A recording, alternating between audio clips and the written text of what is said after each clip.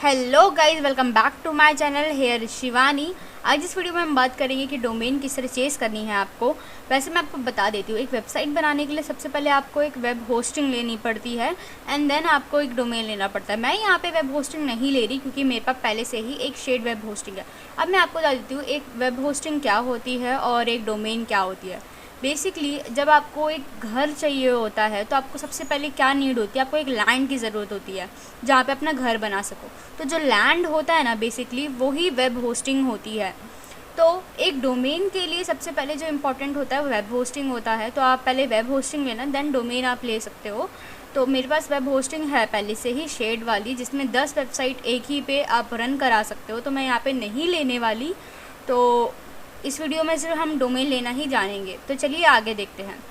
मैं अपनी जो डोमेन है वो मेनली मैं अपनी डोमेन लेती हूँ होस्टगेटर से। तो आप कहीं से भी ले सकते हैं, आप होस्टगेटर से ले सकते हैं, आप ब्लू होस्ट से ले सकते हैं, आप गोडैडी से ले सकते हैं डोमेन, और आपकी वेब होस्टिंग आप दोनों वहीं से ले सकते हैं। लेकिन मेरे पास है तो मैं अपनी सिर्फ डोमेन लेने जा रही हूँ hostgator.in से।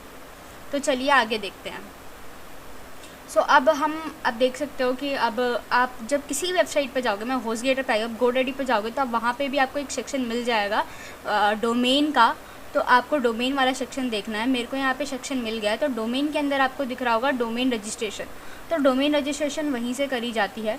और अगर आप नीचे आएँ तो आप देख सकते हो कि यहाँ पे कुछ वेब होस्टिंग है जहाँ से आप ले सकते हो। मैंने यहाँ पे शेड होस्टिंग ले रखी है। तो आप भी अपने अकॉर्डिंग जो भी चाहिए आपको होस्टिंग किस टाइप की चाहिए वो आप यहाँ से ले सकते हो और यहाँ से अपने कार्ड में डाल सकते हो। तो चलिए हम देखते हैं डोमेन कैसे रजिस्टर करते हैं। तो हम आ गए डोमेन रजिस्ट्रेशन पे। तो आपको कुछ ऐसा पेज दिख रहा होगा। अब इसमें आप अगर देखो तो यहाँ पे सर्च बार जो है, यहाँ पे आप वो वेबसाइट सर्च करेंगे जो आपने अपनी लिस्ट में डाली हुई है, जो आपको लेनी है।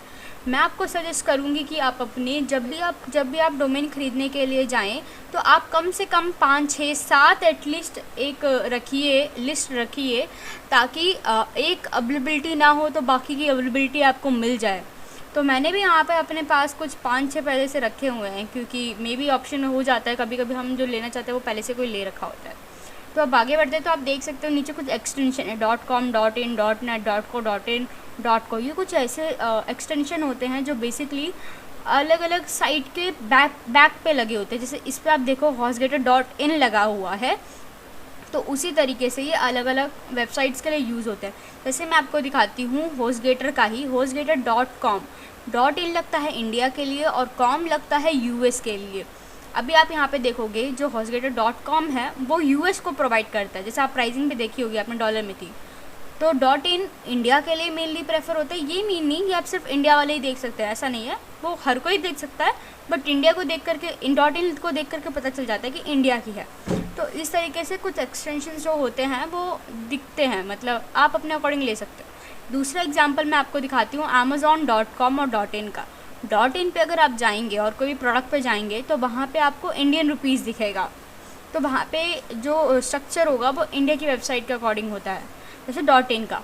अब अमेज़ॉन का भी सेम अगर आप देखोगे ना, तो amazon.com आप डालोगे तो आपको यूएस का मिलता है। वो भी मैं आपको दिखा देती हूँ।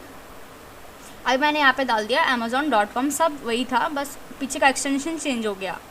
अभी आप यहाँ पे देखोगे अगर मैं किसी प्रोडक्ट पे जाती हूँ तो वहाँ की जो प्राइसिंग आएगी वो डॉलर्स के अंदर आएगी। हाँ, तो आप देख सकते हो कि यहाँ की जो प्राइसिंग आ रही है ना वो डॉलर्स के अंदर आ रही है। तो इस तरीके से ये एक्सटेंशंस काम करते हैं।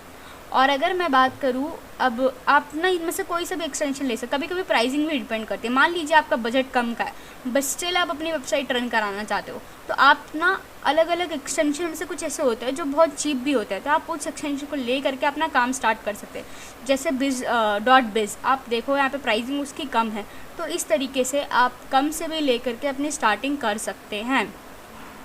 तो यहाँ पर भी आपको दोबारा आना है सर्च बार में और यहाँ पे वो डोमेन सर्च करना है जो आपने सेलेक्ट कर रखा है। तो मैंने अपने पास जो रखा है उनमें से मैं एक करती हूँ bollystory.com। तो अब देखते हैं कि अवेलेबिलिटी है या नहीं है उसकी।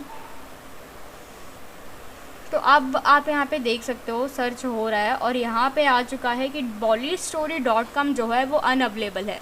तो हमारे लिए ये अवेलेबल नहीं है, बट उससे रिलेटेड .net है, दूसरे एक्सटेंशन के साथ जितने भी हैं वो सारे अवेलेबल है।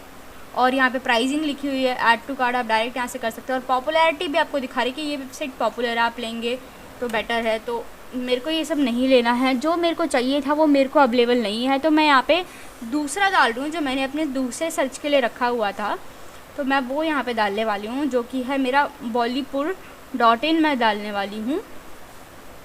तो अब देखते हैं यह अवेलेबल है या नहीं है। तो फाइनली हाँ, अब मेरे को bollypur.in जो है वो मेरे लिए अवेलेबल है। तो प्राइसिंग भी इसका हाँ ठीक है, तो मैं इसे लूँगी। अब आपको जिस तरह की चाहिए आप ले सकते हो, उस तरीके से सर्च कर अवेलेबिलिटी चेक करके आपको लेना है। तो मेरे लिए अगर ये अवेलेबल है, okay I will go ahead with this. तो हम इसी को लेते हैं और देखते हैं। तो आपको वो ऐड टू कार्ट कर देना है, देन आपको जाना है चेकआउट पे। अब यहाँ पे आप देखोगे लिख कर आ रहा है वर्डप्रेस होस्टिंग और बिज़नेस ईमेल। होस्टिंग में आपको पहले ही बता चुकी हूँ, और ईमेल में आपको बताती हूँ। बेसिकली बिजनेस ईमेल होता है प्रोफेशनल। आपने कईयों का देखा होगा लिखा रहता है admin@bollypur.in, तो वो प्रोफेशनल लगता है। आपकी कोई @gmail.com नहीं, @yahoo.com नहीं होता, तो दैट इज़ बिजनेस ईमेल। तो इस तरीके से बिज़नेस ईमेल होती है। अगर आप होस्टिंग और ईमेल लेना चाहते हैं तो आप इसे ऐड टू कार्ट कर सकते हैं, अदरवाइज़ आप इसे स्किप कीजिएगा। मैं यहाँ पे सिर्फ डोमेन ले रही हूँ, बाकी चीज़ें स्किप करने वाली हूँ। तो यस, मैं आगे बढ़ते हैं। फिर ये पेज यहाँ पे लोड हो रहा है, देखते हैं फिर। हाँ, तो अब आप यहाँ पे देख सकते हो कि हम आ चुके हैं यहाँ पे। तो बेसिकली क्या होता है, डोमेन जो होता है वो सालों के लिए मिलता है, लाइक 1 ईयर्स 2 ईयर्स 3 ईयर, लेकिन होस्टिंग जो होती है वो मंथ के अकॉर्डिंग मिलती है। तो अगर आप डोमेन लेने वाले हैं तो वो आपको साल के अकॉर्डिंग मिलेगी। तो होस्टिंग आपको कम की मिल सकती है क्योंकि आप उसे मंथली पे करोगे, लेकिन आपका जो डोमेन होता है वो आपको ईयरली पे करना होता है। तो यहाँ पे भी मैं 1 ईयर का लेने वाली हूँ। आप अपने अकॉर्डिंग कोई सा भी साल चूज़ कर सकते हैं, एंड देन उसके अकॉर्डिंग प्राइस होता है। तो आप यहाँ पे देखोगे कि जो मेरी डोमेन है वो 449 की है, प्लस उसमें टैक्स लग के 81 रुपीज़ है। साथ साथ यहाँ पे आप दो चेक बॉक्स देख सकते हो जिसमें सिक्योरिटी की बात हो रही है। मेरे को नहीं चाहिए, आपको चाहिए तो आप ले सकते हैं। तो आगे बढ़ते हैं। तो अगर आप आगे देखेंगे कि यहाँ पे हमको आ गया ईमेल रजिस्ट्रेशन के लिए। मेरा अकाउंट पहले से होस्टगेटर पे है, मैंने आपको स्टार्टिंग में ही बोला था कि मेरा अकाउंट पहले से है।